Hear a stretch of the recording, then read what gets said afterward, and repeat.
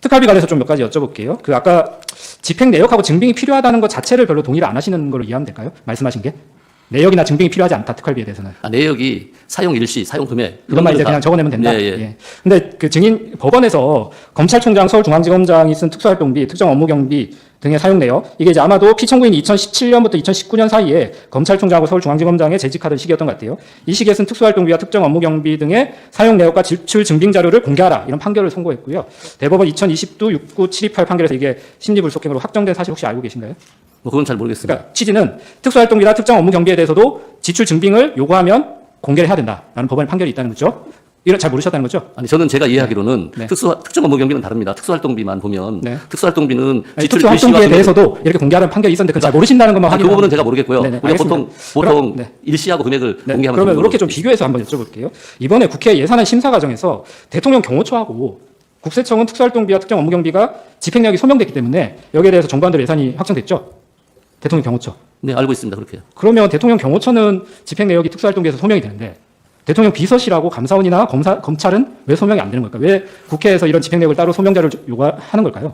그게 고도의 기밀을 요하는 그런 활동비이기 때문에 사건이나 수사 등 국정 수행 그렇기 대통령 때문에 경호처는 별로 기밀하고 상관없나요? 경호처보다는 더 네. 비서실이나 이런 쪽이 더 뭐 강도가 높다고 볼 수도 있겠죠. 조금 제가 그 업무를 전체 담당하지 않기 때문에 전반적으로 평가하기 어렵다는 말씀이신 거죠? 모르겠지만 제가 전체를 담당하는 건 아니니까. 특수활동비에서 굉장히 잘 아시는 것 좀 말씀하셔가지고 그러니까 특수활동 일반적으로 제가 예산하면서 네, 알겠습니다. 취득했던 그런 지식이고요. 알겠습니다.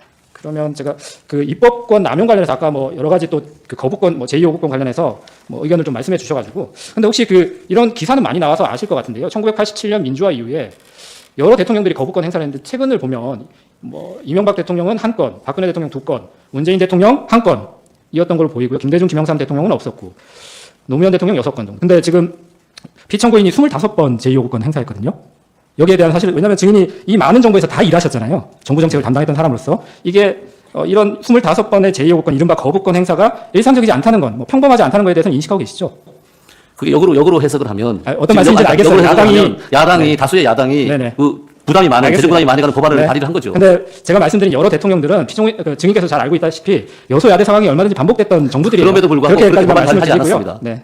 그리고 한 가지만 제가 더 여쭤볼게요. 아까 셧다운과 관련해서 저희가 여쭤본 의도는 사실은 우리나라는 준예산 제도가 있기 때문에 예산이 통과되지 않더라도 정부가 마비되지 않죠. 정부가 폐쇄되는 거 아니잖아요. 예. 예. 근데 미국은 셧다운 때문에 폐쇄되기까지 하는데도 군대를 동원해서 비상 계엄을 선포해야 된다 이런 얘기가 없다는 점을 확인하고 싶었던 거고요. 아니, 우리도 그 부분에 셧다운은 안 대해서는 되지만. 예, 준예산 제도가 있다는 부분을 확인해 주셨기 때문에 그 부분으로 좀 가름을 하겠습니다. 아까 경제 상황과 관련해서 말씀하셔가지고 제가 좀 그 부분을 좀 여쭤보고 싶은데요. 박근혜 그 탄핵 이후의 경제 상황, 아까 증인께서 뭐 경제 상황이 어떻게 될 거다라는 의견을 좀 말씀해 주셔서 제가 같은 의견을 좀 묻고 싶은데요. 2017년 3월 10일 박근혜 대통령 탄핵 결정 이후에 3월 달에 국제신용평가사 무디스가 발표한 한국의 국가 신용도 전망 보고서에서 이런 얘기를 했다고 합니다. 지난해 10월부터 정치 스캔들로 시작된 한국의 혼란이 탄핵으로 한 단계 끝났다. 헌법재판소가 만장일치로 박 전 대통령 탄핵을 결정하면서 한국이 새 대선을 치르게 됐고 이는 한국의 신용도에 긍정적이라고 평가한 사실 혹시 기억하시나요? 아니요, 기억 못합니다. 알겠습니다. 그러면 최근의 일을 여쭤볼게요. 2025년도 1월 13일 날 글로벌 3대 신용평가사, 무디스나 이렇게 3대 평가사가 있잖아요. 예. 최상목 권한대행하고 화상 면담을 했다고 해요. 거기서 이 3대 신용평가사가 한국 정치의 불확실성이 장기화되면 외국인 투자 또는 기업의 의사결정에 끼치는 부정적 영향을 간과할 수 없다. 이렇게 견해를 밝혔다고 하는데 이건 알고 계신가요? 예, 뭐 제가 알지는 못하지만 네. 뭐 그건 틀린 얘기는 아니라고 생각합니다. 예, 그래서 같은 취지에서 질문을 좀 드리고 싶은데요.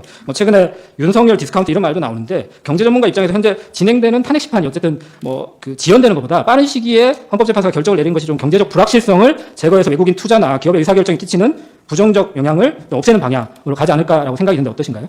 뭐 제가 얘기할 사항은 아닌 것 같습니다. 헌법재판소에서 알아서 판단하셔서 결정을 내릴 거로 보고 있습니다.